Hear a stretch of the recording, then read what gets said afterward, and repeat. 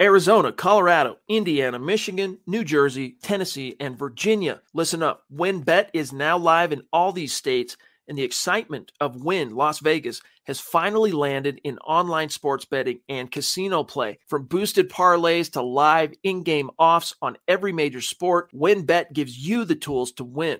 Sign up today for your risk-free $1,000 sports bet. Download the WynnBET app now or visit wynnbet.com to start winning. You are listening to Dove Valley Deep Divers with Erick Trickel and Lance Sanderson. Ball comes out of the hands of Newton. It's on the ground, picked up by T.J. Ward at the 4-yard line.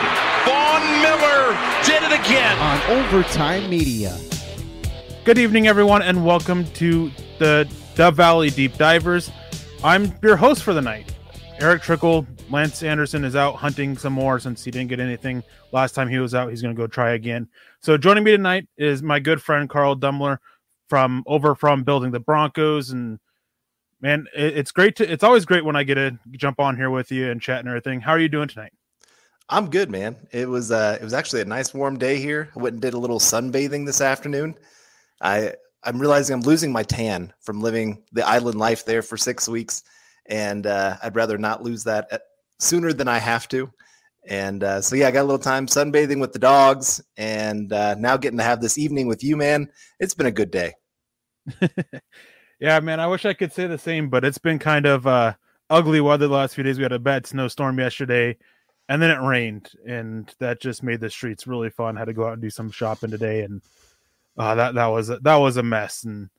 But tonight, guys, we're going to be talking a few different topics. We're going to be talking about the outlook for the rest of the season, and we're going to carry that over. And I know this is going to rub some people's feathers the wrong way, but we're going to start shifting focus a little bit over to the draft. I mean, I'm Mile High Huddle Senior Draft Analyst. That's my bread and butter. So we're going to start shifting that focus over that way on Dove Valley Deep Divers.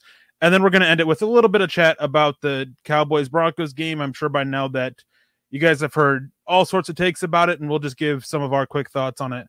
But before we get to that, we got to go through our normal matters of business. As you guys can see on the bottom of yours underneath us, you guys can see our Twitter handles. Make sure you guys are going and following us. At Erick Trickel for myself. That is a CK and then an EL, not just a C or a K or LE. And then at Carl Dumler MHH for Carl's Twitter account. Make sure you guys are also following at Dove Valley Deep Divers, the podcast Twitter handle at DVDD_pod. That's where you guys can get access to other stuff. And of course, at Mile High Huddle, which is the mother account, the mothership, if you will, for all the podcasts, all the written content, all the YouTube videos, everything. That's where you guys can go and get that at. And then make sure you guys go visit huddleuppod.com, the merch store. You guys can go get some awesome hats. I believe that there's a Broncos for Breakfast mug in there. There's baby clothing, all sorts of stuff in there. Shirts, sweaters, all sorts of stuff, whatever you guys like. You guys' support there is greatly appreciated. Another way you guys can help support us is going to facebook.com/milehighhuddle and become a supporter there. It's I believe a little blue button that you guys can go and click on. And for $5 a month, you guys get access to some extra content like Chad's show. I'm not sure what the name of it is. I believe they're reading a book, right? It's a book reading one, I believe. You get access to Kelberman's Corner, where you get Zach somewhat uncensored with his takes. Some of it could be a little bit hot, and I mean, he always likes to bring the spice. And then, of course, you guys can follow my own, as I almost introduced tonight, actually, as the Trickel Zone on Mondays at, I believe, 1 Mountain Time, when we remember to go live on time. We're still trying to work around the new timing and everything because of some personal issues in my life. Couldn't do it Saturdays anymore, so there's some issues there. So make sure you guys are doing that. And then, of course, whenever you guys go, make sure you guys are subscribing. I mean, this is the easiest way to support the shows. Like the shows and then share them. Word of mouth is a huge benefit for spreading the show around. I mean, just a quick personal story is that where I live, there's a guy who had no idea what Mile High Huddle was. Now he tunes in every so often because my brother actually just spoke about it a little bit. So it turns out that the guy who's speaking with his son's actually a big fan already. So word of mouth, big thing, great way to help us if you guys can't do so financially, which it's understandable. Times are tough. Times are tough for everybody, especially with the holidays coming. Listen up, Broncos country. TickPick should be your first choice to buy football tickets because they save fans money by never charging any service fees ever. TickPick is the exclusive ticketing partner for the Huddle Up podcast and the Blue Wire Network. Denver Broncos football is finally back, and there's no need to exhaust yourself searching all over the internet to find Broncos tickets anymore, because TickPick, that's TickPick, is the original no-fee ticket site and the only one you'll ever need as your go-to for all NFL tickets. TickPick got rid of all those awful service fees that the other ticket sites charge, which lets them guarantee the best prices on all of their NFL tickets. Don't believe it? If you can find better prices for the same seats on another ticket site, TickPick will give you 110% of the difference in the purchase price. That's right, guys. When we were searching for tickets for the MHH meet and greet for Week 3 at home, Broncos versus Jets, TickPick had us locked down. So visit tickpick.com/huddle today and use the promo code HUDDLE to save $10 on your first order of Broncos tickets. So anyways, guys, we're going to be jumping into this. As I said, we're going to be talking about the outlook for the rest of the season. So, Carl, starting with you, obviously, with the 9 games remaining, the back 9, how do you think things will go, especially with moving on from Von Miller? Unfortunately, it's not looking good for the Broncos. There's a couple games that I still like their chances of going out there and winning. The Eagles game, obviously, in Week 10, good chance to win that one.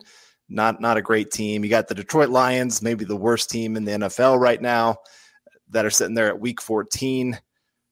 The rest of them looking a little tough. I mean, the Chiefs might be the next easiest opponent on the schedule. That's how crazy it is. I mean, just I live in Chiefs Nation or whatever they want to call themselves. And so it's been kind of nice this year where they haven't been able to talk a whole lot of smack towards me because they are just as bad as the Broncos right now. So maybe the Broncos sneak one from them as well. Chargers, I think the Broncos can line up pretty decently against them and stand a good chance. And maybe they sneak another one. Maybe a team overlooks the Broncos looking ahead to the next week, think, hey, this is kind of our easier game. Maybe even the Cowboys this week, because it's an out-of-conference game, not as important as those in-conference games, obviously, or especially in-division games. But right now I'm thinking maybe 3 to 4 wins tops is what they're looking at for moving forward the rest of the schedule. Yeah, I'm kind of there with you. I think that the Lions game, I mean, I know any given Sunday, but that's a game that Denver should be able to walk in and win. I mean, Denver, one thing you can say for them is that they have done a good job beating bad teams, and the Lions just aren't a good team. A lot of people like to point to that Ravens-Lions game as how they're better than they are, but the Ravens actually kept that close by dropping would-be touchdowns, shooting themselves in the foot. That kind of is an issue there as to trying to say that the Lions are better than they are. They're really not a good team. I'm with you. I think the Eagles are one that they can possibly go in and win. Those are the two that I would be most comfortable saying they can. But I'm also with you. I think that they can possibly sneak one away from Kansas City simply because there's a lot of issues with Patrick Mahomes right now, and he's openly admitted that he struggles with reading defenses, and defensive play callers are using that to their benefit to confuse him. A lot of cover 2, which is giving them so many issues. There was a great article on The Athletic from Ted Wynn about the Chiefs' issues with that, with cover 2 and even matched quarters. So Denver, I think, has a good chance for them. I mean, that defense is one of the worst in the NFL. I mean, Daniel Sorensen's out there on the field, just target him, right? I mean, that's been the way to go against the Chiefs for a while. But before we continue on this, I want to say welcome to everybody in the chat. Travis Weber, thank you for joining us as always. He's saying draft-wise, beyond quarterback, I think Denver should focus on edge rusher and right tackle.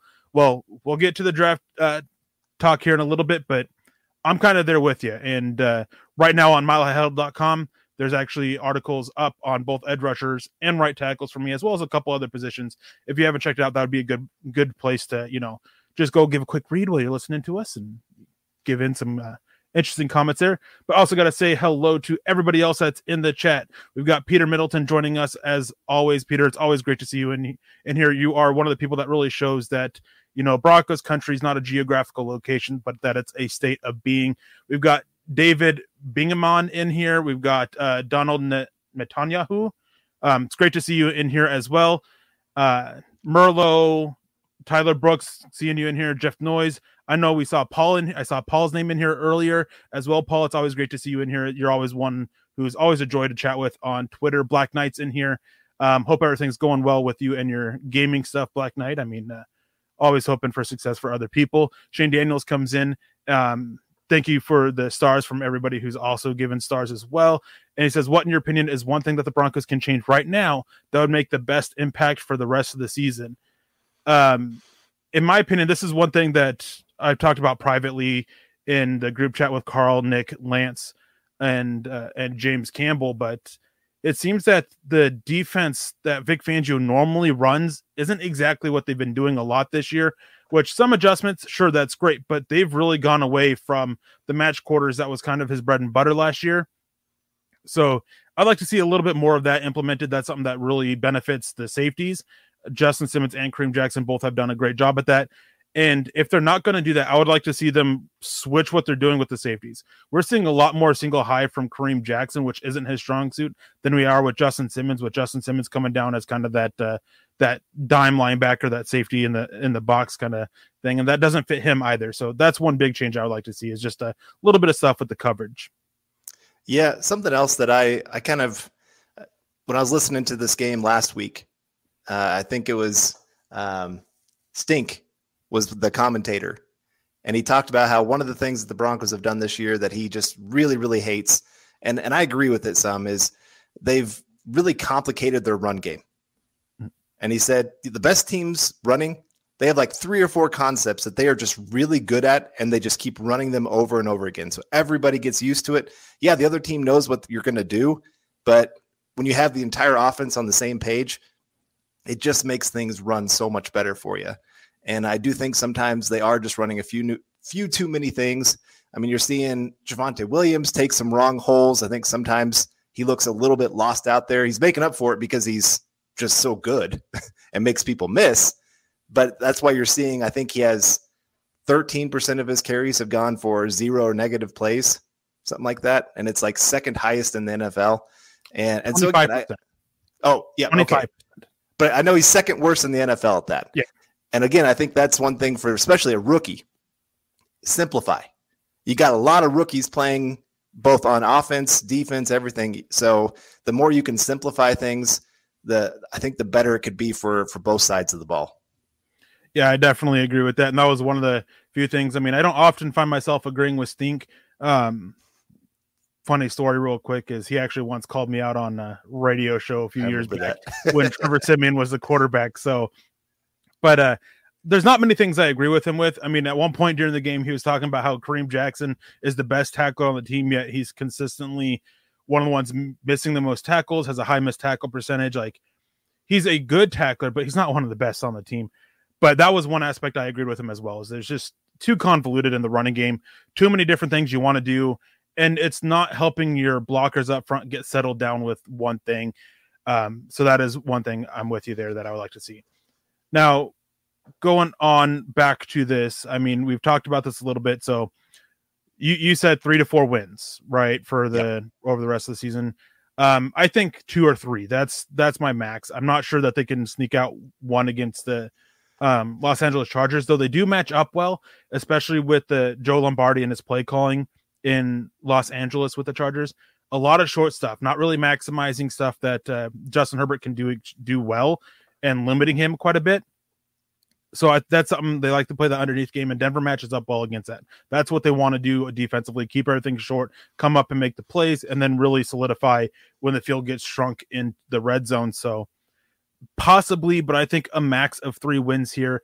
That would put Denver about 8-9, 7-10, depending on the range we got, which probably lands them somewhere not in the top 10, but probably in that 12 to like 15, 16 range, which is kind of rough as we transition this over to the draft talk, because Travis Weber came in and talked about edges, and there are 3 outstanding edges in this class.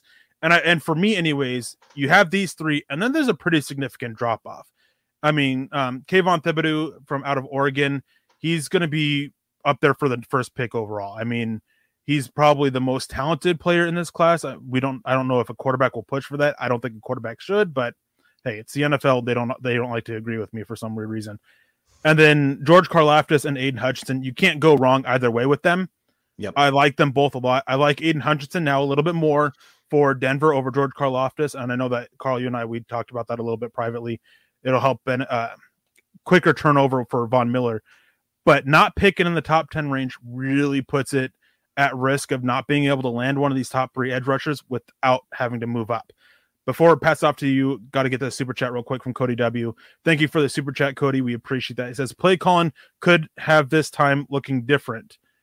The play calling, this is going to give me a lot of fun because Pat Shurmur, his play calls haven't been terrible by any means. There have been some really good designs. There are plenty of issues with him as well. And a lot of it is the timing of the calls and not sticking with certain things that are working. Issues like that, they're very fair in this.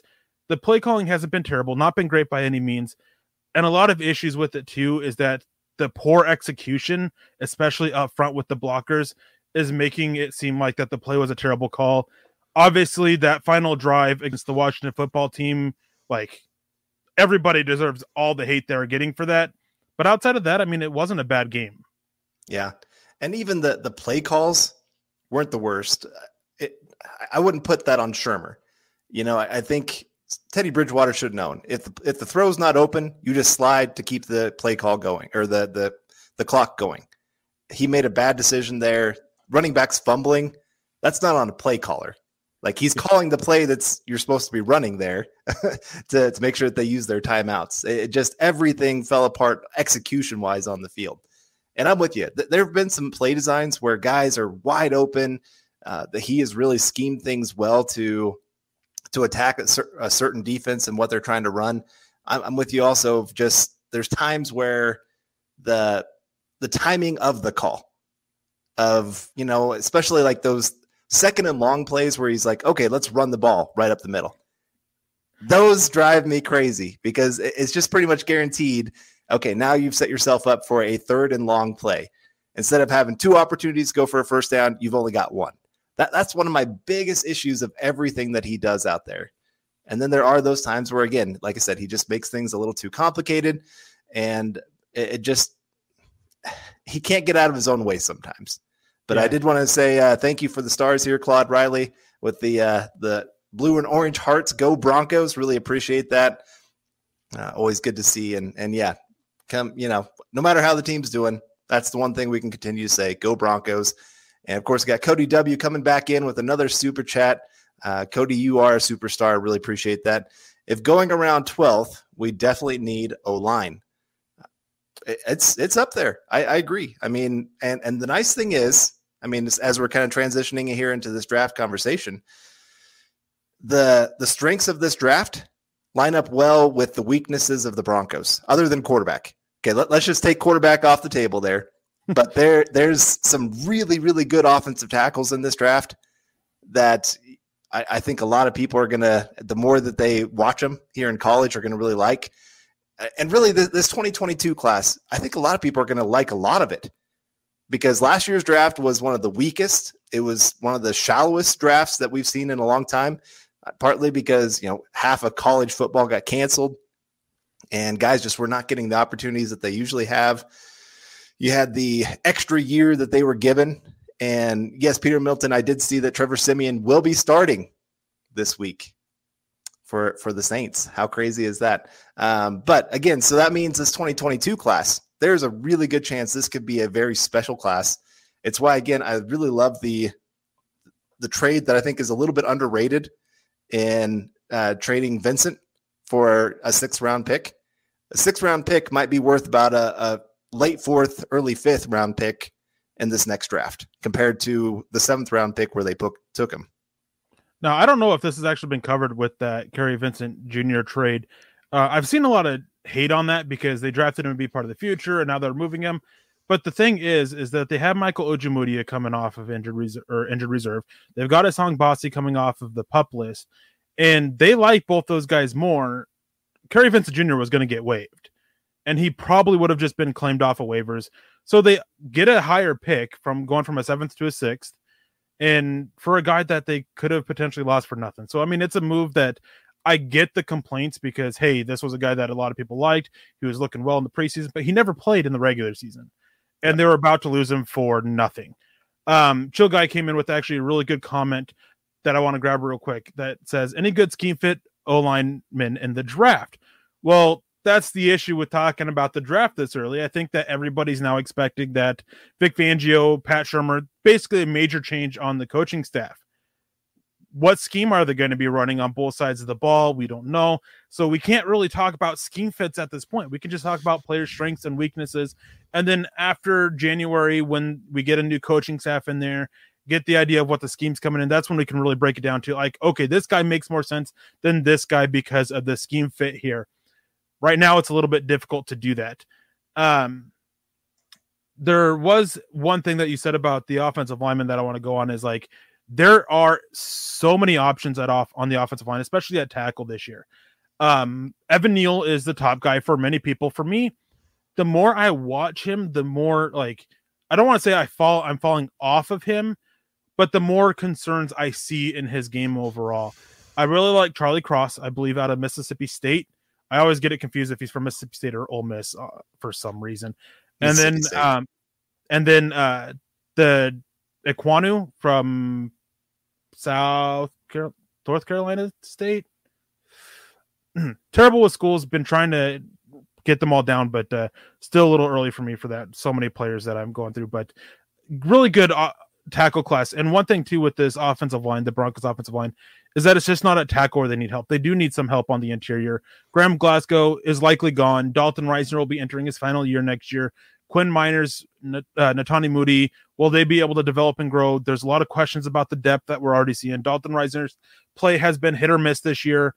So they could be looking on the interior. And one thing that I was talking about with Nick before, and obviously he's going to bring it up because of the Iowa connection, but if Denver goes to a outside zone heavy scheme, this Shanahan type system, Tyler Lindenbaum makes a lot of sense for the Broncos, especially early. I mean, like, I hate taking the center that early, but Lloyd Cushenberry's just hasn't taken the steps forward you want. He's been okay, but not what you want to see from a third round pick.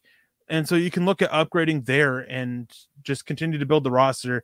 But I mean, again, as you said, there's plenty of options at multiple places. Travis Weber, depending on who is running things next season as the trust front office and who are head coaches, do you see Peyton going all in for Rodgers, or do you see Teddy here another season? Didn't really want to talk about Aaron Rodgers with everything that's going on.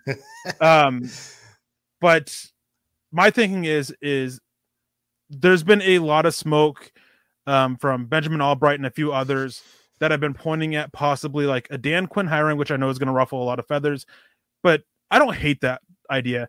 Simply to go after a Russell Wilson. The word is going around is that Russell Wilson really wants to be reunited with people who are pals of his, like Dan Quinn or Darrell Bevell, which I hate that idea a lot more than Dan Quinn. But that's something there. I think that they will look at the veteran market for trading for a guy. Maybe Matt Ryan's in there. I don't know. But I think that's their plan. And then obviously we don't know what's going to happen. Maybe they fall short. A lot of few other teams, the Eagles are said to be willing to go all in. They have multiple high first round picks. A lot of variables in play, but I think that they'll be looking at a veteran quarterback. Yeah, I think this is the Von Miller trade. In big part was to try to get some ammunition in case you want to go after a quarterback. I mean, it's nice having those 2 second-round picks, 2 third-round picks. You got a few things you can actually do now. You can still have a draft and bring in a quarterback. It just sets up nicely. And so I would guess probably Russell Wilson would be their top choice of the veterans that they're wanting to go after. Probably Wilson, probably then Rodgers. And all of this is going to depend on price. George Payton has shown that he's kind of like the Vikings he wants the deal to favor him.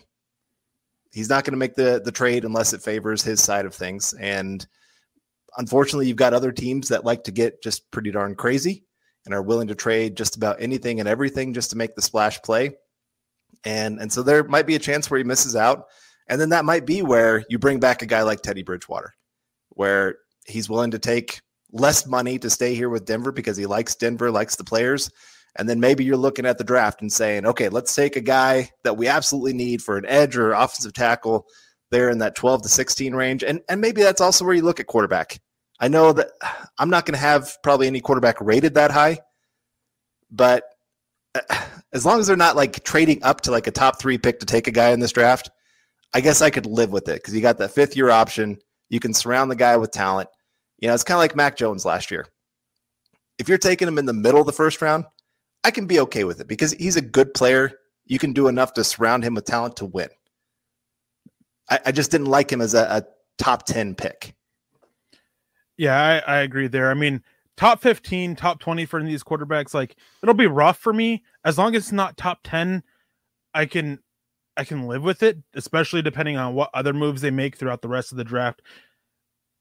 Ideally, I mean, they're able to move down. I'm a huge proponent of always trading down. Always like accumulation of draft picks, more darts to throw. I'm a big believer in that kind of philosophy.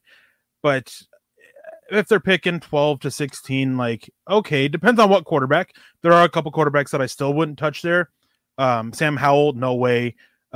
Basically, Malik Willis, Matt Corral, and Carson Strong would be the only 3. And with the concerns about Carson Strong with his medicals, I mean, maybe not even there for me, but without having access to that information, it's hard for me to say. Alan E. came out with a $4.99 donation. Thank you, Alan. We appreciate that. He says, any good scenarios where we could beat Dallas?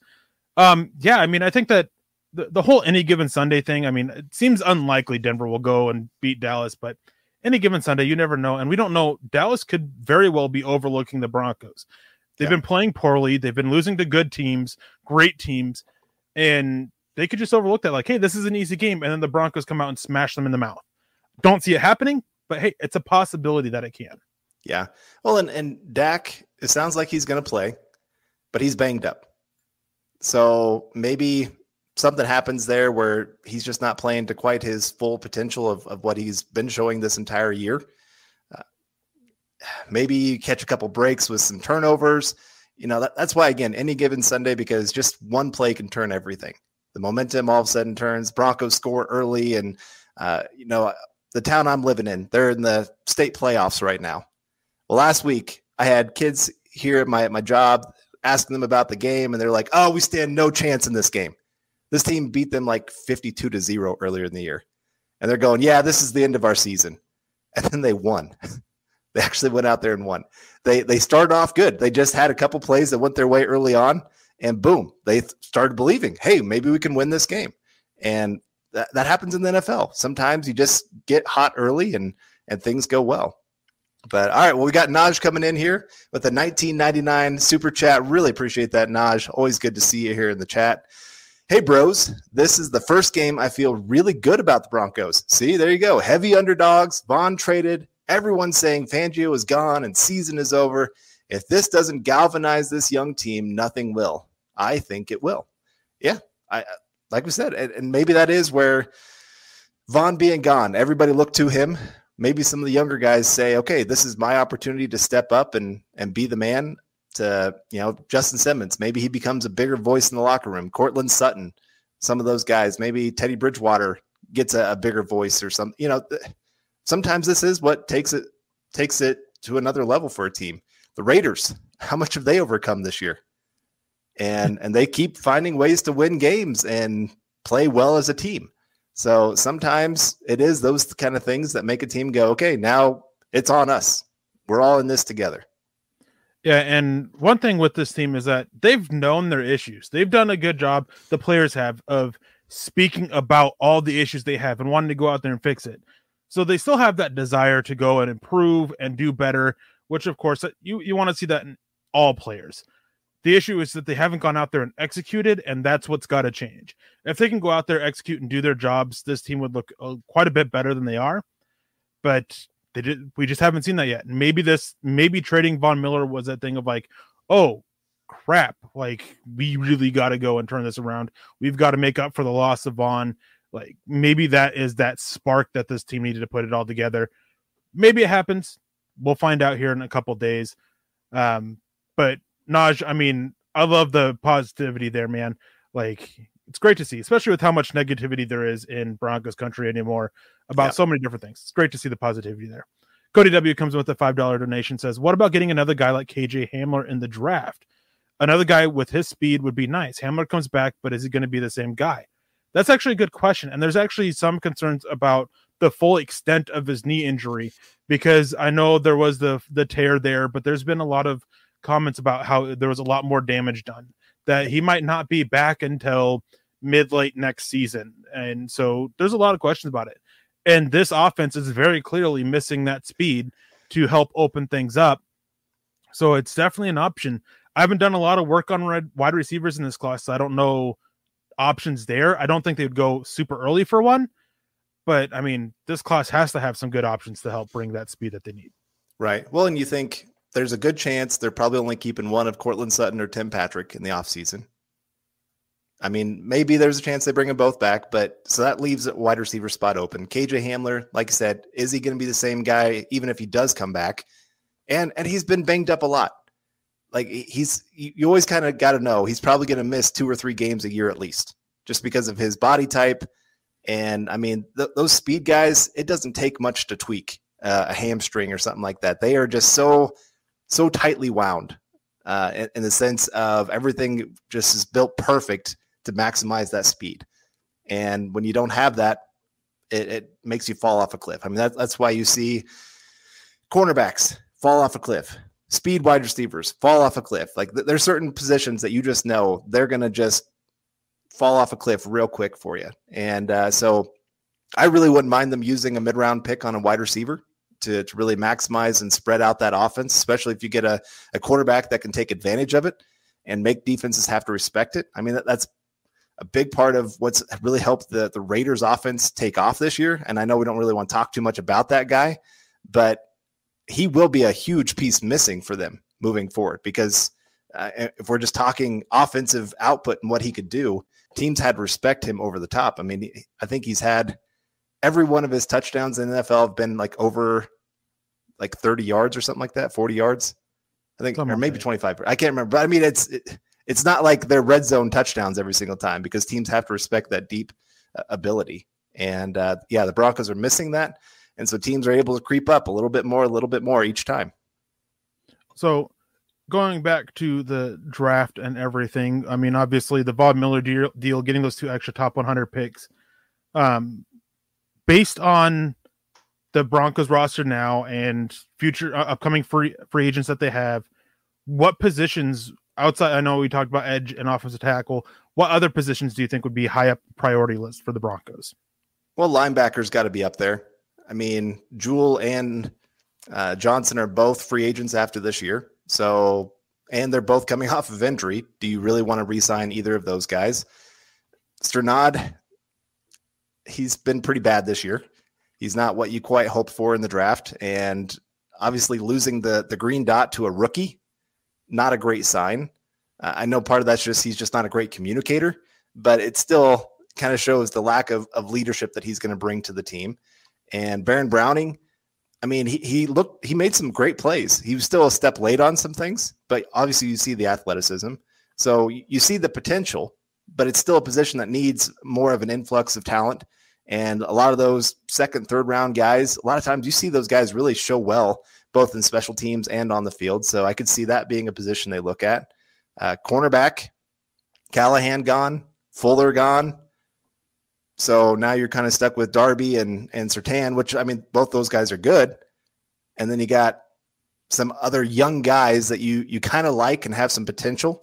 But I could see cornerback, another group that, obviously we know Peyton is coming from a place that loves cornerbacks and loves taking them higher. And it doesn't matter if you need a cornerback, I'm going to take a cornerback. So I could see that being another position that they really look hard at. And interior offensive line, you already kind of hit on it earlier with the guys haven't played up to the potential, and a couple of them could be gone after the season. Cushenberry just is not a great fit for what you're trying to do. And like I said, didn't take as big of a step as you needed him to this offseason. He's been a huge detriment to the run game taken off, where other guys actually get pushed on some plays, and all of a sudden Cushenberry's getting pushed back, and it just blows up the entire play. That's the whole point of the offensive line, where one weak spot can destroy a good offensive line. And so, yeah, all those positions I could see as targets. Tight end even. Noah Fant hasn't played up to his first round potential.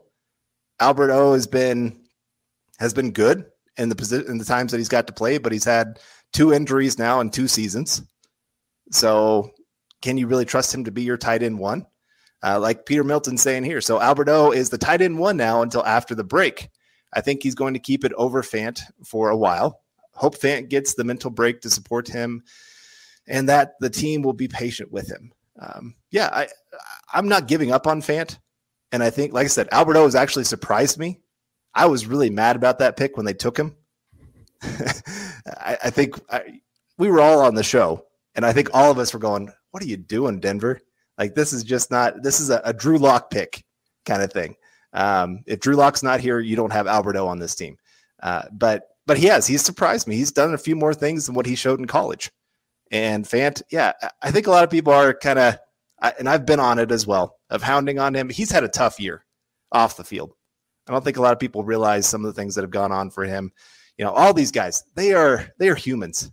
We have to remember they have lives outside of football, and there are things that affect their game outside of just their physical ability. Yeah, definitely.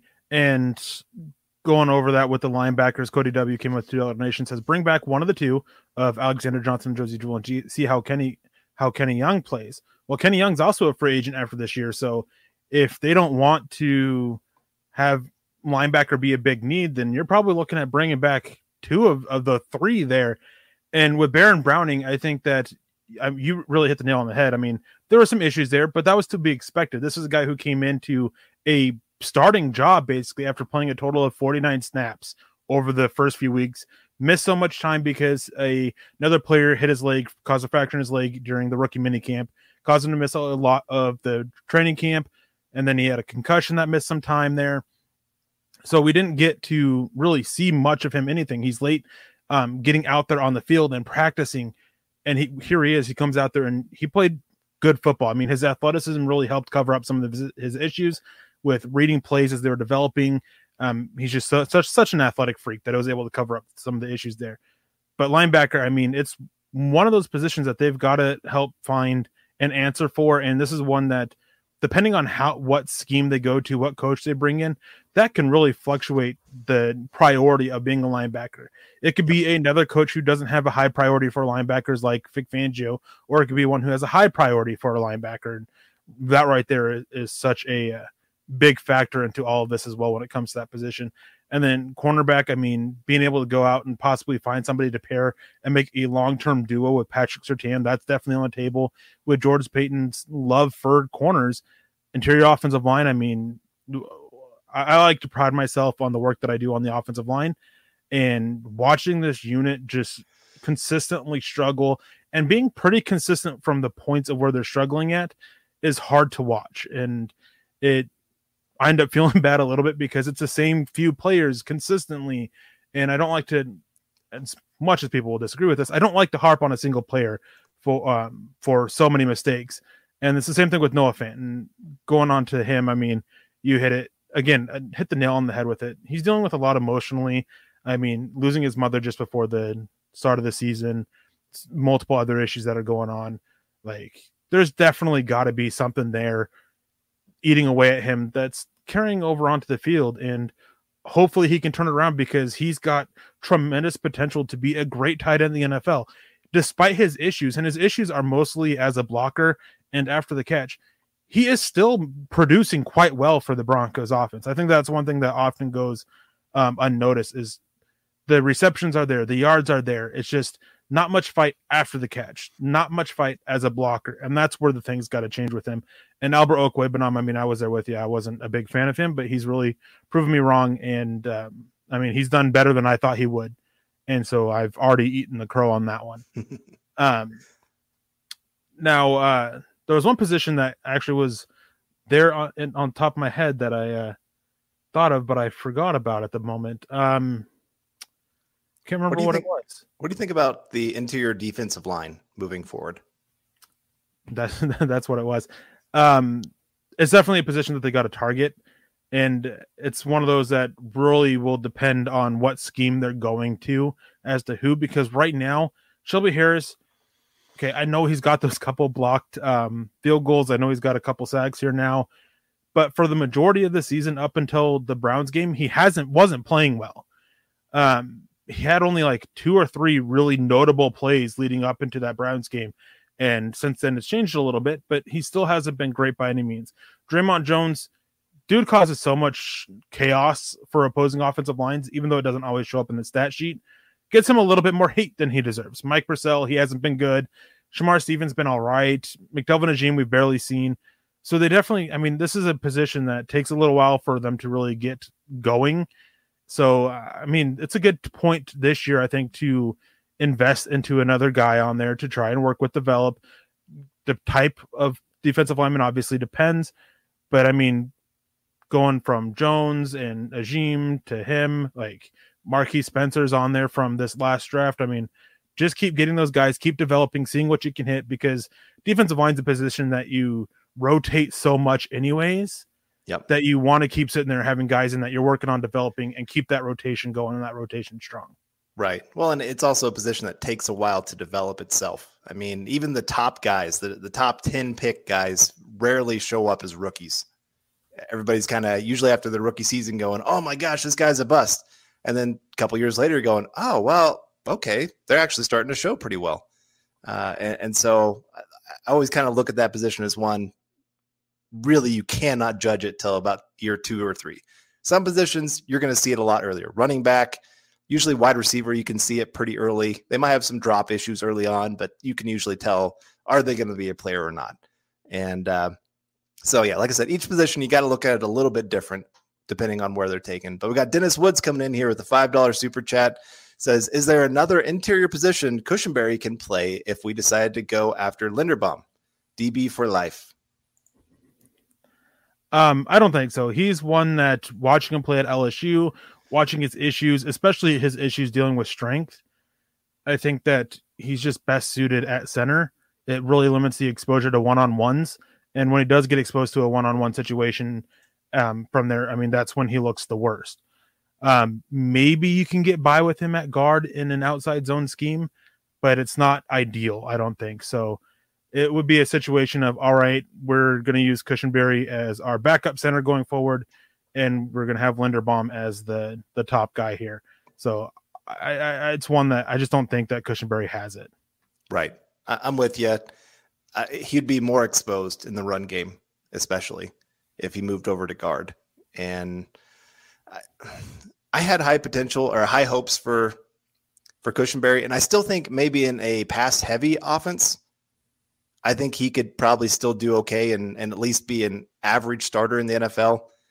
It's his run blocking. It shows up in his pass blocking too at times, but I think he's a little bit further in his pass blocking than he is in his run blocking.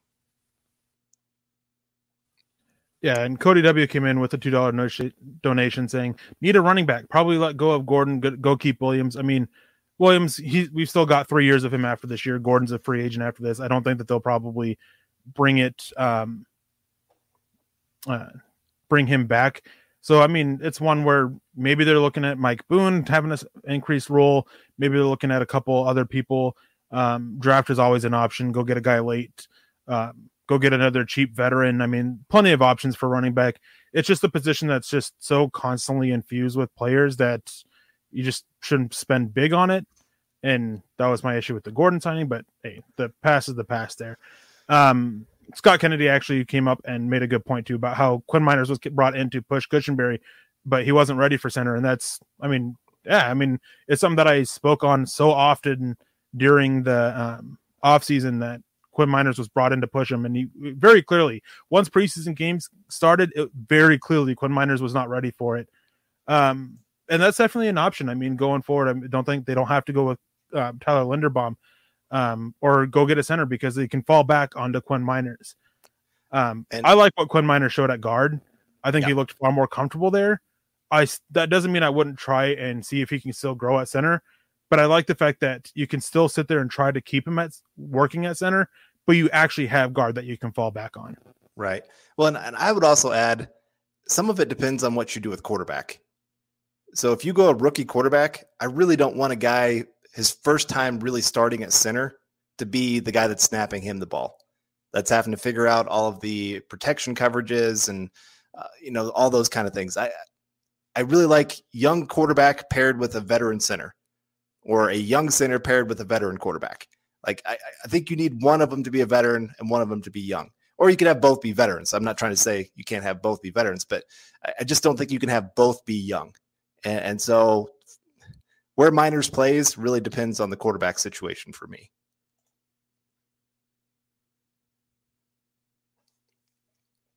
Oh, I think you're muted. Thank you. I forgot I muted real quick. Forgot to mention this a little bit earlier. But with us about having just over 15 minutes left, just a quick reminder for you guys to go get your stars in and your super chats in, because we are doing another giveaway this month. This time is you guys get to choose what player's jersey you want if you win. Top 5 on YouTube. I mean, so superstars or super chats on YouTube, stars on Facebook. You get your chance to enter. The more you put in, the more chances you get to win. And congratulations to Travis Weber for winning the Pat Surtain jersey. Man, awesome for you, man. It's always great to see you in the chat. Don't see eye to eye on everything, but you always bring a lot of good stuff to the conversation. So again, congratulations on that, Trevor. Have had a bunch of comments about going and getting a real middle linebacker. And I think that there's always comments from Broncos fans about the Al Wilson type. Well, the Al Wilson types are kind of dead in the NFL. I mean, it's just a game that's gotten so more athletic and pass happy that you can't really survive well enough with those types. But Denver does. I mean, we talked about already. It's a position that they do need to go and upgrade a little bit. It's an issue that they've had so many injuries, losing Alexander Johnson, losing Josie Jewell. Like, it's been very problematic for this defense. The Browns, I mean, they thrived just living it through the middle of that Broncos defense without those guys. So getting another linebacker, I mean, that's something that's way up there. I mean, there's not a tremendous amount of talent in this linebacker class from my early looks at it, but there are some. There's a couple guys from Georgia that I really like. There's a Penn State linebacker, Brandon Smith, I believe, that I really like as well. A couple Alabama guys, and there's a Utah Ute there as well. There's probably about 7, I think, linebackers I like before day 3. So, I mean, Denver, they have options with those 2 seconds and 2/3 to go and get some additional help for Baron Browning. And part of this, too, that has to factor in is, as I said, scheme and new coach. But also, where does this new staff, what do they think about Baron Browning, and what do they think what role at the linebacker position do they think that he fits best? Yeah, I think something to kind of keep in mind with the linebacker position, college football right now, a lot of the top linebackers are under like 225 for weight. Like, that's how the college game is going. And so then that means that spills over into the NFL as it moves forward. You're just seeing a lot more of the smaller, faster coverage guys that you hope can hold up in the run game, that can at least be average in the run game and help in the pass game. It's just the whole way it's going. And so that, like you said, the Al Wilsons of the NFL that just command the middle of the field and just are coming downhill, making plays. And, Alexander Johnson kind of reminds me a little bit of that, of coming downhill, helping in the blitz. Like that's another area that's really been hurt by his presence being gone. He was the best blitzing linebacker the Broncos had. Now, Kenny Young actually is pretty good in that role. And I think he has the highest pass rush win percentage on the Broncos right now. Now, given it's been like 6 snaps. So it's not anything to read into too much, but I think he can do at least a little bit of what Alexander Johnson did. But you didn't always like having Alexander Johnson dropping back, because he's going backwards. It's bad for the Broncos.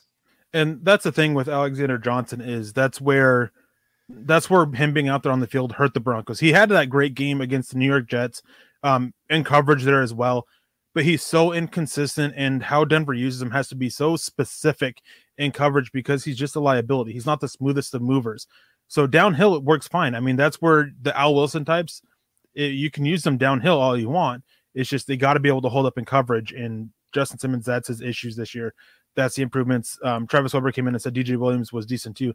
DJ Williams was actually pretty good in coverage. I mean, it wasn't his best area, but he wasn't bad there. I mean, he wasn't a liability, and he was great working sideline to sideline as well. I mean, he was a very underrated linebacker in my opinion. But I mean, again, you got to go and just be able to get more out of coverages from it as teams. I mean, you don't want to let teams to thrive in the middle of your defense like the Broncos did with the Browns. So let me ask you a question. Broncos can only bring back one of Jewell or Johnson. Who are you bringing back? Josie Jewell. Yeah, I'm with you. I know this gets a lot of flack all the time. Every time I say it, Josie Jewell's the better linebacker. I mean, he's not as good as a run defender as Alexander Johnson is, but he's not much worse. He's actually the better blitzer when you look at the advanced analytics, when you look at the run rates, win rates, and pressure rates and all that. Jules actually has the advantage there. And he's much better in coverage. And that's the big factor for me, is just how much better he is in coverage. Far more instinctive, just so much improvements there from Josie Jewell over the years. I mean, instincts that can carry so much weight for a linebacker in coverage. And so, yeah, Josie Jewell's the guy I would go. Yeah. Well, and also add in, I mean, he was the guy with the green dot. Yeah. He was commanding the middle of the field there for the Broncos. And that is a huge advantage to have. And that's something that they just haven't found a guy to communicate like he did there in the middle since he went down. Johnson was decent at it, but especially once Johnson went down, you just saw this of guys looking confused, guys looking lost on the field, and just being late where they're trying to get. And that's why you saw, especially in that Browns game, the linebackers were just going crazy, going overreaching on the play. And then that backside was open every single time because they're trying to figure things out. And then when they figure things out, they just take off as fast as they can, trying to get to the hole, forgetting to stay disciplined in what they're doing in their pass rushing lanes or run blitzing lanes or whatever you want to call it. They just didn't do well with that. They did better this last week, so hopefully they'll get better as the season wears on. And but it's still, I think you're really missing that with Josie Jewell. Peter Milton says, should DJ Williams start from now on? Cheaper than Purcell and playing better. I'm pretty sure you mean Deshaun Williams. And I actually went and talked about how Deshaun, they should look at making that switch, because Mike Purcell, he is one who does a lot better when Alexander Johnson and Josie Jewell are behind him, because he can be far more aggressive. He doesn't have to eat the space and eat up blocks to help out the linebackers. He could just attack, because Jewell and Johnson can do such a good job as to getting by the blockers and sidestepping them or going through them to get to it. Deshaun Williams is a little bit better eating the blocks and eating up space. And so, yeah, I think that Deshaun Williams should be. I mean, he's a bigger benefit to the linebackers behind him. Yeah, for sure. I would agree completely with that. And so, yeah, moving forward, we'll have to see. So much depends on the new coaching staff of who fits well, who doesn't fit well. That's always the problem when you make this change, is players that were maybe great players in the old scheme, maybe not as great a fit in the new scheme. And so it's hard to really speculate what this team's going to be in 2022 until we get that idea of the coaching staff. But we have Ship Jumper coming in here with a $5 super chat. Really appreciate that. Says, why are folks asking for Drew Lock over Bridgewater when Lock proved last year in 13 games he was only worth 4-9? And Teddy already has 4 wins mid-season. Well, I think part of it is people would argue Lock could have won those 4 games. And I'm not completely disagreeing with that by any means. I think some of those games for sure, they were worse teams than the Broncos. And maybe Lock sneaks one maybe against the Browns where Teddy struggled in that one because he wasn't 100%, those kind of things. I think people are still just, they're hung up on the unknown. Lock is more unknown than Bridgewater. They like the big arm. They like the swag. They like the big plays that happen every once in a while, all those kind of things. And so they're still clamming for some of that. And when the offense is not doing great this year, I mean, it's doing a little bit better than what they did last year in a lot of areas, but at the same time, it's still not great. And so a lot of people, I think, are kind of at that point of going, well, why don't we just put Lock out there? The season's kind of lost. Might as well just make sure, just make it completely clear this guy is not your future. And I don't completely disagree with that at some point here. I don't think the Broncos are completely out of it yet. I mean, at 4-4, they're in the hunt. They're only, I think, a half game out of the playoffs right now. And so I don't think you completely throw the season away yet. You know, you sneak one against Dallas, well, then you're starting to feel pretty good because you got Philly the next week. And then all of a sudden you're sitting at 6-4. I think this will be a big week for the Broncos. If they can find a way to beat the Cowboys on the road, then all of a sudden it really changes the whole dynamic of what this season is looking like. But right now, yeah, I mean, until the Broncos are out of it, I don't think you're going to see Drew Lock. Yeah, Travis Weber came in with the season Shelby Harris has had. Do we see him gone next season? No, he's still under contract. He signed that 3-year, $30 million deal. We'll see him through next year at the very least. After that, maybe Denver decides to move on, but with that contract, I'm pretty sure it's not super hard to move on from him, but I don't think it's super easy either.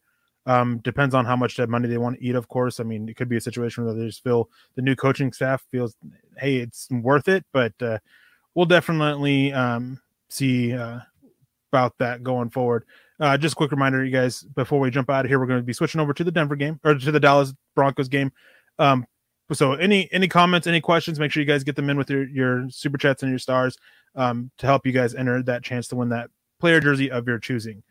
Now, with this Dallas game, obviously that both of us have our doubts. I think we both picked Denver to lose. Now, besides the quarterback position, what's your biggest concern with the Cowboys going up against this on offense, going against this Denver defense? Well, I mean, Dallas has so many playmakers, and right now the Broncos losing Callahan, that's a bigger blow than people realize. He was playing pretty outstanding football this year. I think because his name's never called, a lot of people are like, well, he's not even doing anything on the field. No, that means he's doing his job. They're not targeting him. They're going after Fuller. They're going after Surtain. They're going after the safeties. They're going after the linebackers. They're not going after Callahan. And so I think that'll be a tough blow for them because the Cowboys can really mix and match their weapons and they can have them in the slot, and losing Callahan out of the slot, that's going to hurt. So that part worries me, just how they can really match up against the Broncos that way. And then defensively, I mean, obviously they're playing above what anybody thought their talent would be this year. And they have the ability to really get after the quarterback. And right now, obviously, the Broncos offensive line has just not been great. And you lose Garrett Bowles for this game. And Massey, good luck out there as well. So there's a lot of things that could go wrong with them getting after Teddy Bridgewater. If the offensive line can hold up, if they can actually play their best game of the season, I think the Broncos can do a little bit of damage, can make the Cowboys sweat it out a little bit. And like I said, if you can get actually playing with the lead early in the game, then, you know, all cards are off the table at that point. Yeah, definitely. And one thing is, speaking specifically with that defense and their pass coverage, I mean, Micah Parsons has been huge for their pass rush up front. His play as a blitzer, his play downhill when he's in the box has been tremendous. But when he's working in coverage, there is a little bit of a weakness there that maybe the Broncos can find ways to exploit. You just got to try to stay away from, Trevon Diggs. Going over to the offense side of it, talking about the loss of Bryce Callahan. And obviously that's a loss. I mean, he was the best corner for the Broncos this year up until the point he got hurt. Patrick Surtain not super far behind. I mean, Patrick Surtain hasn't been bad by any means. But I think that losing him, I'm going to be interested to see what they do going forward to try to replace him. Obviously, they talked about Kyle Fuller there, Nate Hairston.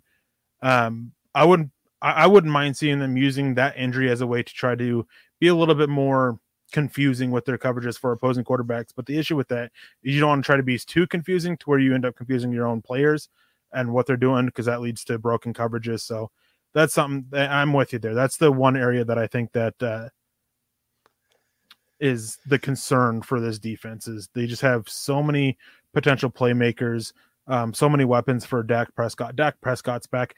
I still think they would win with Cooper Rush. I just feel a little bit better about Denver's chances. Right. But it's definitely a concern that they match up. They're able to attack where the Broncos are weak at, just so well. And it's one that they've got to win in the trenches on both sides of the ball if Denver really wants a chance to come away with this one. Travis Weber says, will we see Surtain mainly covering Lamb? I don't think so, because I believe that the Broncos corners are pretty much their side. They don't follow. So the receivers, I'm pretty sure on that. I'm 90% sure on that anyways. Every once in a while they will do a little bit of matchup stuff, but for the most part, they do like to leave their guys on their sides. Darby on the offense's left, Fuller on the offensive right, or Patrick Surtain on the right, depending on which one's starting. It'll be Surtain, but when they go to 3 cornerbacks, I know they talked about Surtain moving to that slot position. I'm a little bit against that. I'd rather see Surtain on the outside, obviously, because of his size and ability to really muscle up and use the sideline to his advantage. And I like Darby in the slot some. He did a little bit of that with Washington, and I thought he held more than his own when he went into the slot. And so I think he could do a little bit better if the Broncos ask him to do that, but it doesn't sound like that's what they want to do. So it'll be interesting to see how they play when they go to a 3 cornerback set of who's on the inside, who's on the outside.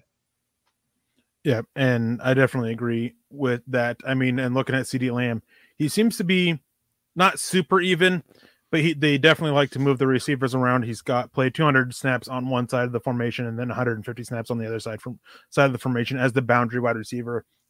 A little bit working in the slot as well. Dallas's offense, Kellen Moore, he just does a good job to try to find the best matchup for his receivers that make that they can win. And so they're just going to move them around until they find those advantages and they're able to exploit them. Before we get out of here, Cody W with a $2 donation says, do you feel Teddy is 100% though? Not against the Browns. Now, I still don't think he's 100%, but I don't think he's far from it. And I know this is going to get a lot of flack, but the Broncos' decision with the quarterback position with that Browns game clearly shows what they think of Drew Lock. And the whole thing of it being even Steven, like that's clear that was BS. Yeah, it wasn't, because if it was even Steven, Drew Lock would have played that game. And right.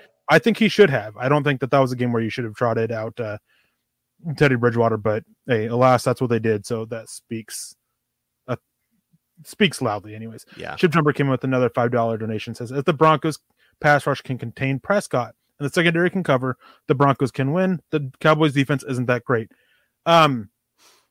The funny thing about the Cowboys defense is that Trevon Diggs is the league leader in interceptions, but he's also the league leader in yards allowed. He's such a boomer bust corner, but he's got those interceptions, which just makes it like, all right, you don't really want to try to attack him and everything. And I think with Teddy Bridgewater, with the questions about his arm, that's not something that you want to do. The Dallas defense, I mean, where they're best at is actually, or worse at, actually is a little bit beneficial for the Broncos, because they do struggle a little bit with that shorter passing game, and they do well for the most part taking away the deeper stuff. At least in the little bit I've watched them, I haven't been able to do tremendous breakdowns because NFL Game Pass is absolute garbage right now. Don't get me but started. anyways, so it's a possibility that we could see that. Would like to see Teddy Bridgewater be more aggressive than he was against the Washington football team. He started to be a little bit more aggressive there towards the end, but that second half, that start of it, I mean, it just was not pretty. Just going away early from his reads downfield to taking the check down, which, hey, if you go through your reads and you take the check down, no issue there. It's the issue is when you're not making those deeper reads and you're just going to it. Sometimes pressure did play a little bit of a factor into that, but not consistently enough to be like, okay, yeah, that was the issue. That was the first game. I know a lot of people are going to disagree with this as well, but that was the first game that was really the case with Teddy Bridgewater. So, I mean, maybe this short passing game can be decent against the Cowboys defense. Yeah. And I'd say the Cowboys defense is underrated. Like, they don't have a lot of big names throughout their defense. They got a couple big names, obviously, taking Parsons in the draft and Trayvon Diggs, like you said, leading the league in interceptions. But they're kind of, as a unit, they do well playing together. And their coaching staff has done well of maximizing the talent there. But we got Mr. Stu Meat coming in here right at the end saying, how's it? Hey, Stu, it's great to see you in here. It's been a while since we've seen you on Dove Valley Deep Divers, man. Always great to see you guys see returning faces, especially when it's been a while. Travis Weber comes in and says, Denver will get to see what kind of coach Kellen Moore will be as a hopeful head coach candidate, crossing fingers. Everything seems to be that basically Jerry Jones is going to give him a head coach type contract to take over for Mike McCarthy, probably after next year. So something to be watch out for. I would love Kellen Moore as a coach. I just don't see Jerry Jones being willing to let him go. Yeah, and unfortunately, he has enough money that he can just throw it at him and say, here, stay here. We will pay you as much as you possibly want to stay here. And also, I mean, the other thing to keep in mind, this is where the quarterback situation in Denver just hurts them so bad. I think it hurts them more than the ownership situation with getting a head coach. When coaching candidates are looking at the Broncos, they're saying, what do you got? Like, there's nothing here. What are you going to do for me to make sure that I have a quarterback that can actually give me a chance to succeed? Because especially in the AFC West, when you got three great quarterbacks on the other teams that are probably all playing all at top 10 levels this year, well, maybe not Mahomes. The one that surprises me that should be playing at a top 10 level. But yeah, so with that missing, Kellen Moore might be like, I got Dak Prescott here. I got a bad division that I'm playing against. I've got some really good opportunities. And so I wouldn't blame him for staying, but hey, maybe he really does want that opportunity to lead right now, doesn't want to wait, and maybe considers the Broncos. So fingers crossed, because I do like him. I like what he does on offense, especially. He does well to set up his quarterback and to use his weapons well. But we'll just have to see on that in the future. We got Joe Spath coming in here with some stars. Really appreciate that. And Nathan Tala as well coming in here with some stars. Everybody, you guys have just been the best tonight. And just really appreciate all the support and questions. I mean, this has been a great conversation and really on point with pretty much everything of what we wanted to talk about here tonight. And so it's just been really cool to see that. So again, appreciate all of you guys being a part of that. And Eric, always appreciate getting to have this chance to talk with you, man. Hey, Michael Ronquillo joining in late with some stars. Thank you, Michael. It's always great to see you in here. I don't think I saw you earlier, but hey, at least you showed up here at the end. And of course, you can always go back and watch it. We're on iTunes, we're on Spreaker, we're on Spotify, all sorts of different platforms that you guys can go back and listen to, as well as just watching the live show back on YouTube. Anyways, guys, before we get out of here, make sure you are following myself and Carl on Twitter at Erick Trickel, at Carl Dumler, MHH. This is, of course, the Dove Valley Deep Divers, and you can follow the Dove Valley Deep Divers Twitter account at DVDD_pod.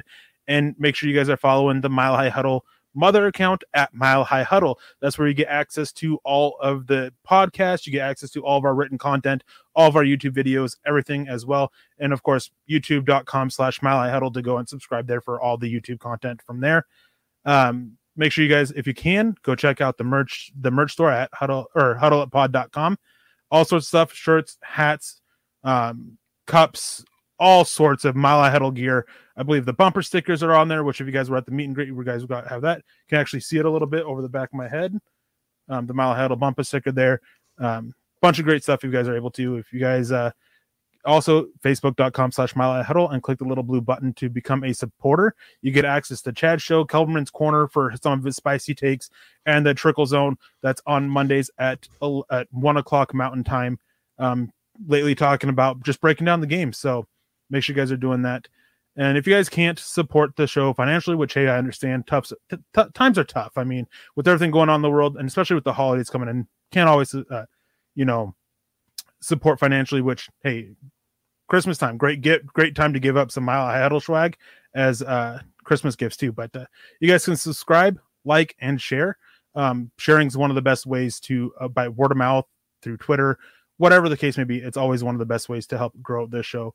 Thank you guys for joining us tonight. I mean, it's been a wonderful, as Carl said, it's been a great chat. I mean, been flowing, not as toxic, which I know I did a good job of not contributing to that as well, but always great to chat with you, Carl. Do you have any last words before we get out of here?